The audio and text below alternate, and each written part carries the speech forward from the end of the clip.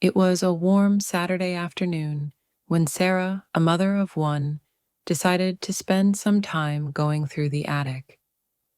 It had been years since she'd sorted through the old boxes, and with her son, Ethan, growing older, she figured it was time to clear out some of the clutter. Ethan, at just 13, had an insatiable curiosity and a love for adventure, traits that often led him to poke around in places he probably shouldn't. Today was no different. "Mom, look at this," Ethan called out from the corner of the attic, his voice laced with excitement. Sarah sighed and looked over. Ethan was sitting cross-legged on the floor, his face illuminated by a strange glow. In his hands, he held a peculiar object, something that didn't quite look like anything she'd seen before. "What is it, honey?" Sarah asked as she dusted off an old box, her back aching from bending too long. "It's like a compass, but the markings are all wrong. It doesn't make sense." "Look," Ethan said, turning the object in his hands, his fingers tracing the intricate symbols etched on its surface. The metal was cold to the touch, darker than any compass she'd ever seen. The needle spun erratically, moving in directions that didn't correspond to any normal compass she'd encountered. "Where did you find this?" Sarah asked, walking closer to examine it. Ethan shrugged, not taking his eyes off the object. "I don't know, Mom. It was in one of Grandpa's old boxes. He always kept weird stuff in there." Sarah bent over to get a better look, her mind still not fully grasping the significance of what her son was holding. But then, something odd happened. The needle of the compass started to spin faster and faster, glowing with an eerie light. The attic suddenly felt colder. A strange humming sound filled the air, like the vibration of some unseen force. "Ethan, put it down," Sarah said, her voice tinged with concern, but it was too late. The object pulsed, and without warning, a blinding flash of light engulfed them both. When the light faded, Sarah's vision slowly adjusted, and she found herself standing in the middle of an unfamiliar, twisted forest. The trees around her were gnarled and grotesque, their black branches reaching out like claws. The air was thick and damp, and an unnatural chill seeped into her bones. The sky above them was a deep shade of crimson, casting an eerie glow over everything. A distant howl echoed through the trees. "Ethan?" Sarah's voice trembled as she looked around, searching for her son. She found him standing just a few feet away, staring wide-eyed at the surroundings. He was gripping the compass tightly, which now seemed to be glowing faintly, like it was alive. This isn't right," Ethan whispered, his voice shaky. "Where are we? This doesn't look like any forest I've ever seen." Sarah stepped closer, her protective instincts kicking in. "We need to figure out what happened. Stay close, Ethan." As they looked around, a sense of foreboding crept over Sarah. The forest seemed to stretch on endlessly, and the wind was eerily still, as though time itself had frozen.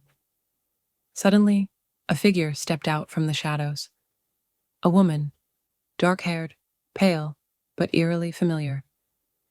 She wore a tattered version of the same clothes Sarah had been wearing earlier, but her eyes, they were empty, hollow, filled with a chilling darkness. "Who are you?" Sarah demanded, her heart pounding in her chest. The woman's lips twisted into a cruel smile. "I'm you," she said softly.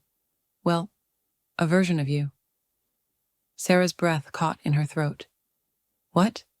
No, you're not. What's going on here?" The woman's smile grew wider, almost too wide, as she stepped closer, her presence oppressive. Behind her, another figure emerged. A boy, with dark eyes and a mischievous grin that sent a shiver down Sarah's spine. "Ethan?" Sarah gasped, her voice barely a whisper. The boy was too familiar. His face was a mirror of her son's, but his expression was wrong, sinister. He watched them with an unsettling intensity. "You've found the way," the boy, Shadow Ethan, spoke, his voice smooth and cold. "The portal between our worlds." "That compass," Sarah murmured. "It brought us here. But why?" The woman, Shadow Sarah, tilted her head, her expression softening in an almost mocking way. "Because now you're in our world, the world where we've been trapped. And now, we're going to take your place." The words sent a chill through Sarah. She reached for Ethan, her mind racing.